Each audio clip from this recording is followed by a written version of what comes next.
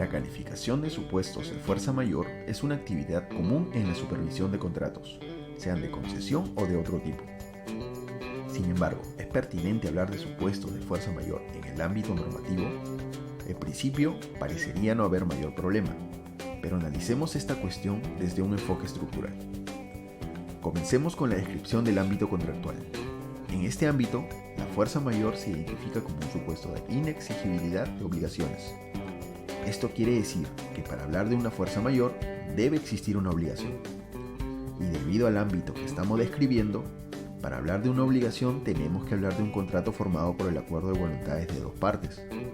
Es decir, el acuerdo de voluntades creó la obligación y definió los términos de fuerza mayor como un supuesto de inexigibilidad de obligaciones. Ahora bien, lo razonable es que el pedido de calificación de un supuesto de fuerza mayor sea planteado por la parte obligada.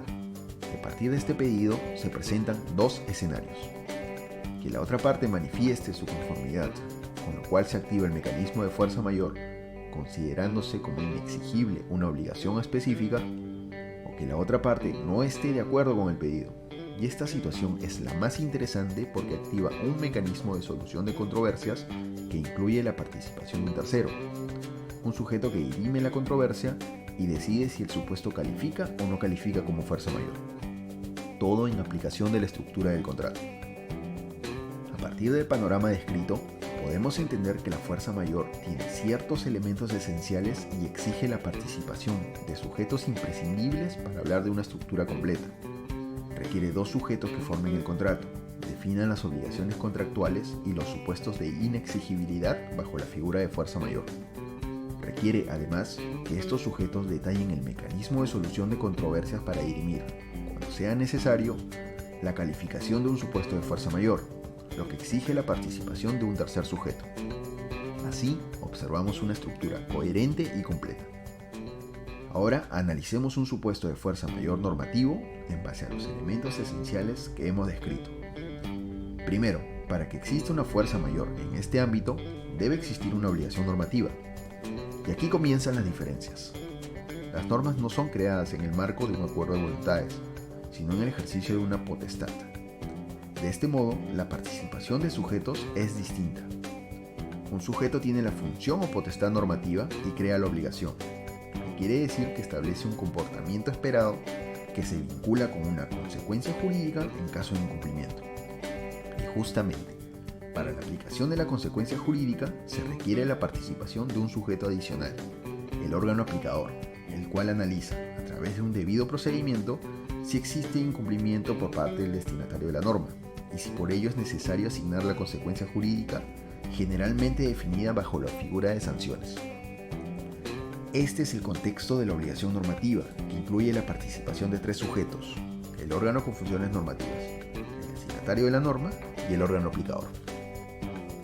Si observamos con detenimiento la estructura de obligaciones normativas, se puede apreciar que la exigibilidad de obligaciones es uno de los elementos a valorar por parte del órgano aplicador, digamos un organismo de fiscalización. Ello quiere decir que la fuerza mayor en el ámbito normativo no es más que uno de los elementos a valorar por este órgano aplicador al momento de determinar si corresponde declarar un incumplimiento. Aquí te puedes dar cuenta que el mencionado supuesto de fuerza mayor no tiene un lugar cómodo en la estructura de las obligaciones normativas. Es un lugar extraño para hablar de este mecanismo. La fuerza mayor no encuentra lugar en una estructura normativa porque no participa como un mecanismo que permite acordar la inexigibilidad de obligaciones, toda vez que refiere a obligaciones que no nacieron a partir de un acuerdo de voluntades.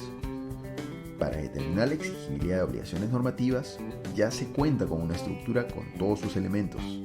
Y si decidimos incluir un mecanismo de fuerza mayor en esta estructura normativa, se crea un escenario gris que parece mezclarse con el ejercicio de funciones de fiscalización. De este modo, creemos haber dejado en evidencia la incompatibilidad del mecanismo de fuerza mayor creado para un escenario de obligaciones contractuales en una estructura de obligaciones normativas. Por lo menos, debido a que no pertenecen a las mismas estructuras ni responden a los mismos elementos, es recomendable no llamarlos del mismo modo.